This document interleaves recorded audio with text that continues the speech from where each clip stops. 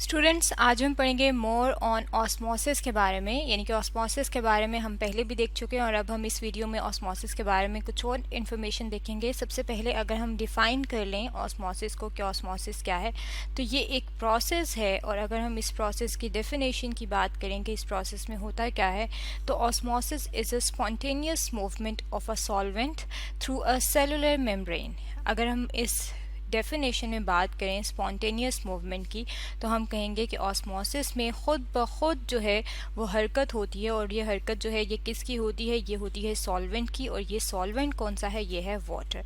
अब अगर हम बात करें सॉल्वेंट की, और अगर सॉल्वेंट को हम समझना चाहें, तो सबसे पहले हम इसके लिए एक एग्जांपल ले लेते हैं किसी भी सोल्यूशन की। सोल्यूशन की अगर हम एग्जांपल लें, सपोज करें कि हमने एक इस तरीके से एक जार लिया है या कोई भी एक फ्लास्क ली है, और उसके अंदर हमने क्या चीज़ ऐड की है? उसके अंदर हमने ऐड कर दिया है वाटर।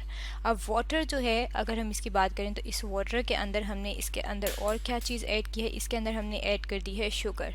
अब जब हम वाटर के अंदर शुगर ऐड करते हैं, तो ये शुगर जो है इसकी क्वांटिटी जो है ये कम होती है और वाटर की जो अमाउंट होती है वो ज़्यादा होती है।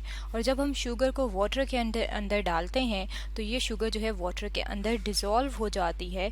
और जब डिज़ोल्व हो जाती है, तो ये क्या बन जाता है? ये बन जाता है एक सोल्यूशन। अब ये जो सोल्यूशन है, इसमें जो चीज़ ज़्यादा अमाउंट में है, जैसे जो कि वाटर है, जो ज़्यादा होता है उसे कहा जाता है सॉल्वेंट। और जो कम अमाउंट में होता है, जैसे कि शुगर, क्योंकि शुगर जो है वो हमने कम अमाउंट में डाली है, तो जो कम अमाउंट में होता है उसे कहा जाता है सॉल्यूट। इसीलिए यहाँ पे इस डेफिनेशन में हमने जो टर्मिनोलॉजी इस्तेमाल की है, हमने वाटर लिखा है ब्रैकेट में, और वाटर के साथ हमने क्या लिखा है? सॉल्वेंट। क्योंकि वाटर जो है वो सॉल्वेंट है, और ये वाटर के जो मॉलिक्यूल्स हैं उनकी स्पॉन्टेनियस यानी कि खुद ब खुद मूवमेंट होती है। और ये मूवमेंट किसके ज़रिए होती है? एक सेलुलर मेम्ब्रेन के ज़रिए। अब अगर हम बात करें कि ये जो सेलुलर मेम्ब्रेन है, इसकी अगर हम बात करें कि ये कहाँ पे होती है, और अगर हम बात करें कि लिविंग ऑर्गेनिजम्स के अंदर ऑस्मोसिस का प्रोसेस क्यों होता है, कहाँ पे होता है, तो लिविंग ऑर्गेनिजम्स जो हैं वो प्लांट्स भी हैं और एनिमल्स भी हैं। यहाँ पे अगर हम अपने सामने समझने के लिए देखें, तो हमने समझने के लिए प्लांट्स की एग्जांपल ले लेते हैं। क्योंकि प्लांट्स जो हैं, अगर हम उनकी बात करें, तो प्लांट्स जो है उन्हें अपने सर्वाइवल के लिए क्या चीज़ चाहिए होती है? उन्हें अपने सर्वाइवल के लिए चाहिए होता है वाटर और न्यूट्रिएंट्स। अब अगर हम बात करें न्यूट्रिएंट्स की, तो न्यूट्रिएंट्स के ज़रिए वो उनकी जो है वो क्या चीज़ होती है? उनकी नशोनुमा और ग्रोथ होती है। और वाटर यानी कि पानी जो है, अगर हम इसकी बात करें, तो ये भी उन्हें चाहिए होता है। और ये वाटर, अगर हम बात करें कि ये वाटर जो है ये किसके ज़रिए से लेते हैं प्लांट्स, तो वाटर जो है ये अपनी बॉडी में ये ऑस्मोसिस के प्रोसेस के ज़रिए लेते हैं। यहाँ पे ये जो हमारे सामने डायग्राम में प्रोसेस दिखाया गया है, ये ऑस्मोसिस का प्रोसेस दिखाया गया है। और इस प्रोसेस में यहाँ पे आप देख सकते हैं कि क्या है कि इसमें जो है ये वाटर मॉलिक्यूल्स दिखाए गए हैं। और ये वाटर मॉलिक्यूल्स हैं, ये जो सर्कल में आपको नज़र आ रहे हैं, ये वाटर मॉलिक्यूल्स हैं। यहाँ पे आप देख सकते हैं कि ये सर्कल जो है ये वाटर मॉलिक्यूल्स को शो कर रहा है। और यहाँ पे ये जो बीच में एक रेड कलर के डॉट्स लगाए हुए हैं, बेसिकली ये सेलुलर मेम्ब्रेन को शो कर रहे हैं। और ये जो सेलुलर मेम्ब्रेन है, अगर हम इसकी बात करें कि इसे सेलुलर मेम्ब्रेन क्यों कहा जाता है, तो जब ये प्रोसेस ऑस्मोसिस का लिविंग ऑर्गेनिज्म के अंदर हो रहा होता है, जैसे कि प्लांट्स के अंदर हो रहा होता है, तो जितने भी लिविंग ऑर्गेनिज्म हैं वो किस चीज़ से मिलकर बने होते हैं? वो सेल्स से मिलकर बने होते हैं। और उन सेल्स की अगर हम बात करें, तो उन सेल्स में मुख्तलिफ जो अगर हम बात करें, तो मेम्ब्रेन भी मौजूद होती है, और उनको कहा जाता है सेलुलर मेम्ब्रेन।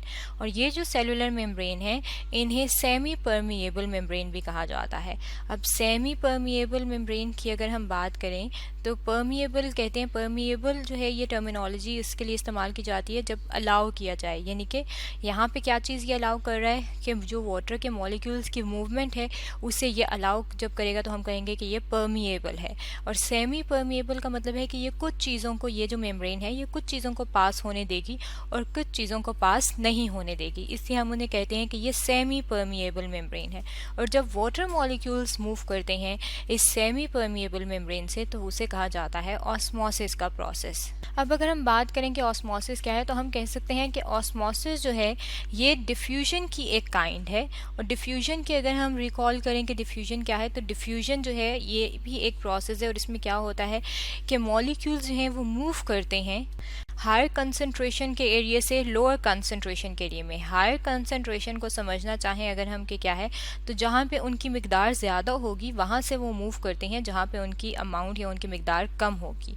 और यहाँ पे मॉलिक्यूल जो हैं वो वाटर के मॉलिक्यूल्स हैं, तो हम कहते हैं जब वाटर मॉलिक्यूल्स की डिफ्यूजन होती है from high concentration to low concentration, तो उसे हम कहते हैं कि ये ऑस्मोसिस का प्रोसेस है।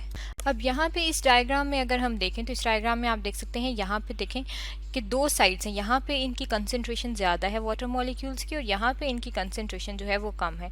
अब जब इनकी कंसंट्रेशन कम है, यहाँ पे आप देख सकते हैं यहाँ पे भी इसकी कंसंट्रेशन कम है और यहाँ पे इनकी कंसंट्रेशन ज़्यादा है।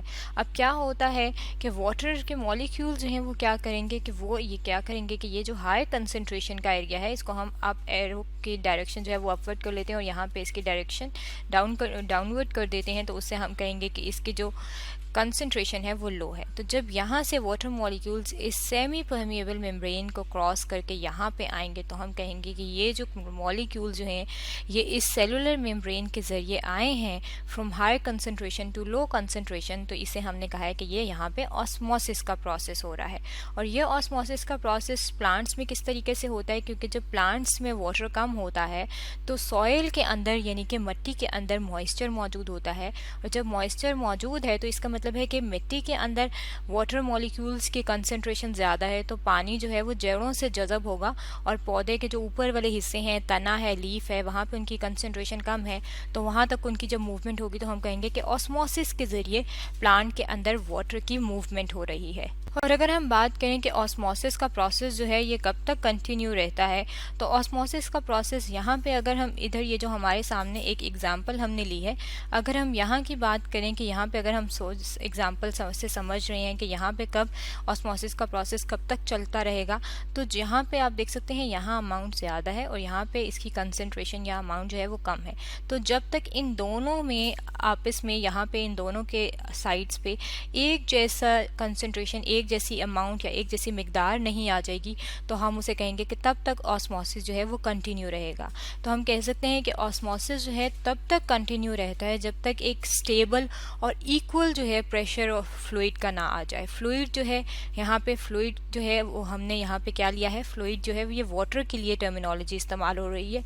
तो जब यहाँ पे और यहाँ पे दोनों साइड्स पे वाटर जो है उसके मॉलिक्यूल्स इक्वल हो जाएंगे, तो एक स्टेबल जो है वो इन्वायरमेंट जो है वो यहाँ पे स्टैब्लिश हो जाएगा, और जब स्टैब्लिश हो जाएगा तो हम कहेंगे कि अब ऑस्मोसिस का प्रोसेस जो है वो कंप्लीट हो गया है।